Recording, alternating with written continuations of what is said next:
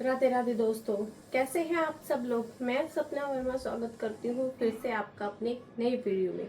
तो गाइस, आज की मेरी वीडियो होने वाली है शीतला माता के लिए, जिसमें कि कल है सीली सातय, जो कि होली से 7 दिन बाद पूजी जाती है। तो इस बार होली जो है वो 14 में थी, तो वीरवार को हमने होली पूजी थी। तो वीरवार को सीली सातय ना मनाते हुए कल शुक्रवार है, और कल शुक्रवार की है सीली सातय है।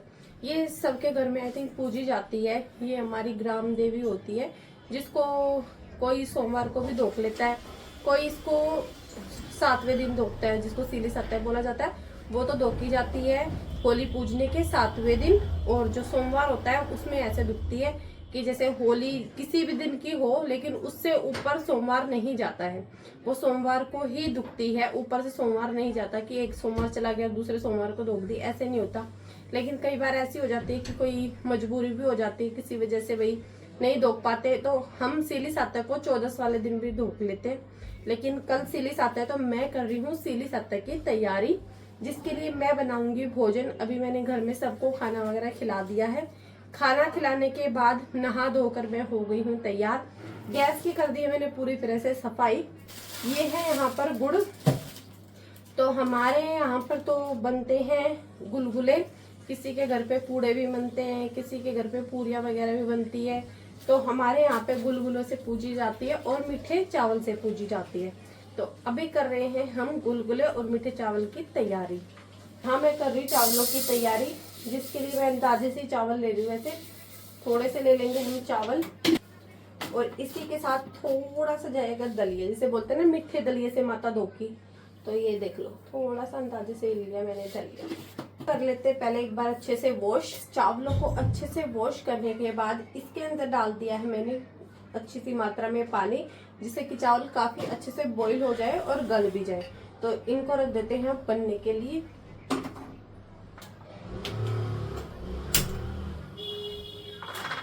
तो यहाँ पे चावल हो रहे हैं, तब तक मैं कर लेती हूँ गुड़ को पिघलाने की तैयारी। तो मैंने ले लिया है 1 किलो गुड़, जिसमें से आधा तो मैं गुलगुलों के लिए यूज करूंगी, और आधा यूज करेंगे हम चावल को मीठा करने के लिए। हमारे यहाँ पे तो गुड़ से ही मीठे किए जाते हैं, कई जगह चीनी खांड वगैरह भी डाल देते हैं, लेकिन बाकी माता पे चलाने के लिए गुड़ के ही चावल बनते हैं, और मैं गुड़ के ही चावल बना रही हूँ, जैसे कि हमारी मम्मी वगैरह बनाते थे।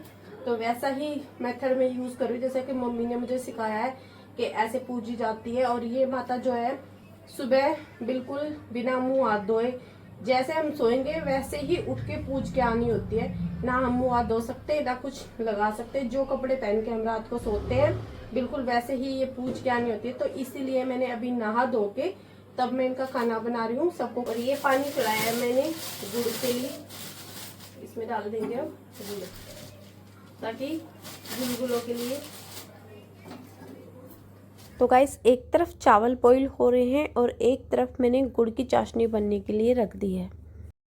तो गाइस, गुड़ की चाशनी को कर लिया है मैंने ठंडा, और यहाँ पे ले लिया है मैंने गुलगुले बनाने के लिए आटा। अब ये आटा जो है वो गुड़ की चाशनी से ही गूंद लेते हैं हम, इसमें एक्स्ट्रा पानी की जरूरत नहीं होती। तो ये गुड़ की चाशनी से गूंदेगा। इसके अंदर डाल दूंगी मैं अब चाशनी को छान के, क्योंकि वैसे तो गुड़ में गंदगी नहीं थी, लेकिन थोड़ी बहुत हो जाती है। तो अंदाजा ले लेके ही हम चाशनी डालेंगे इसके अंदर। पहले देख लेती हूँ कितनी की जरूरत होगी।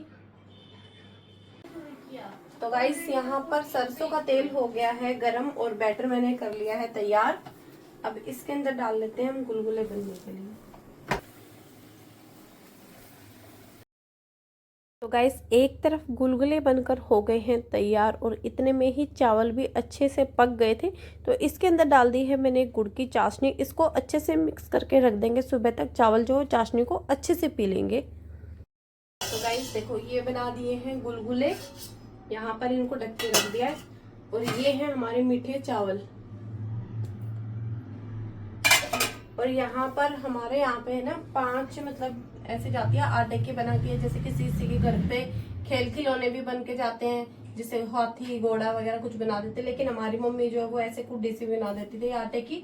इस आटे में नमक नहीं डलता है, तो इसको सिंपल सा गूंद के अभी रखना होता है। रात को इसकी 5 पिंडी सी बना के रखनी होती है, जो सुबह माता पे जाएंगे जब लेके जानी होती है।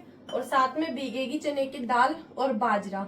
1 मुट्ठी चने की दाल और थोड़ा सा उसके अंदर बाजरा मिला के भिगो देंगे। बाजरा जो है वो चुगाने वाली माता के लिए होता है, तो बाजरा भी भिगोना जरूरी होता है। और जो चने की दाल होती है उससे हम खेतरी बो के आते हैं। जैसे गुड़गांव वाली माता पे जाते हैं, वहां पर तालाब में से 5 बार मिट्टी निकालनी होती है ना, 5 से 7 बार।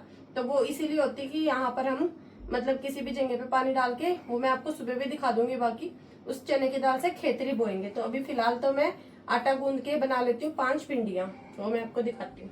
इस आटे में नमक नहीं जाएगा गाइस, ये ध्यान रखना। बस बना लेती हूँ इसकी पिंडी सी। तो वो पिंडी है ना जो ऐसे टेढ़ी मेढ़ी सी बनेगी, लोई नहीं बनेगी, क्योंकि ये माता जो है वो बच्चों के लिए होती है। तो कहते हैं ना खेलनी मेलनी माता, तो ये वही होती है। तो खिलौने बना देते हैं, जैसे घोड़ा हाथी ये सब खेलने के लिए होते हैं, खिलौने होते हैं बच्चों के, उसी टाइप से बनाते हैं। लेकिन मैं इसके हम मतलब ऐसे पिंडी सी बना लेते हैं, गोल नहीं बनेंगी, ऐसे टेढ़ी मेढ़ी सी ही बनेंगी। ये देखो, इसी आटे में से 5 बना के हम रात को ही रख देंगे।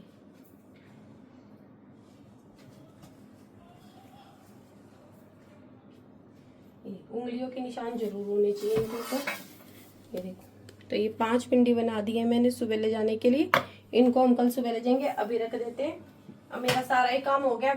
तो गाइस बाकी का काम तो हो गया है। ये देखो, ये है चने की दाल खेतरी के लिए और ये है बाजरा। इनको मिक्स करके भी भिगो सकते हैं, अलग अलग, वो आपकी मर्जी है। कि मैं तो मिक्स करके ही भिगो रही हूँ। इसमें डाल के रख दूंगी पानी, सुबह तक ही फूल के हो जाएगी तैयार। तो ये था मेरा शीतला माता के लिए जो भी हमारे यहाँ से जाता है पूजने के लिए सामान। ये रात को ही बना के रखना होता है, क्योंकि सुबह तो हम कुछ भी नहीं, चूल्हा नहीं जलाएंगे जब तक माता नहीं धोकेगी। और हमारे यहाँ पर माता जो वो अंधेरे अंधेरे में धोकी जाती है, सूरज निकलने से पहले। तो सुबह 5 बजे बच्चों को लेके हम जाएंगे माता धोने के लिए। और जो ढाल बुरक लोग की माला होली पे चढ़ती थी, वैसे ही 2 माला माता पे भी चढ़ेंगी। बाकी मैं जब सुबह पूजने जाऊंगी तो आप लोगों को दिखाऊंगी कि हम कैसे पूजते हैं। तो मिलते हैं आपको सुबह 5 बजे। Bye bye. राधे राधे दोस्तों। तो अभी बजे थे सुबह के 5 और मैं उठ गई थी। अब रख लेंगे माता धोने के लिए थाली में सारा सामान। तो जो सारा सामान रात को बनाया था वो भी रख लिया, और इसके साथ ही मैंने सूखा आटा, हल्दी और दही भी रखी है। सूखे आटे से चौक पूरा जाता है। तो पूरी थाली है तैयार। थोड़े से ले लिए थे माता पे चलाने के लिए खुले पैसे, और 1 लोटा भर लिया था जल का। तो चलो अब चलते हैं माता धोने के लिए। तो गाइस पहले हम आए हैं जहाँ पर हमारी होली जलाई गई थी।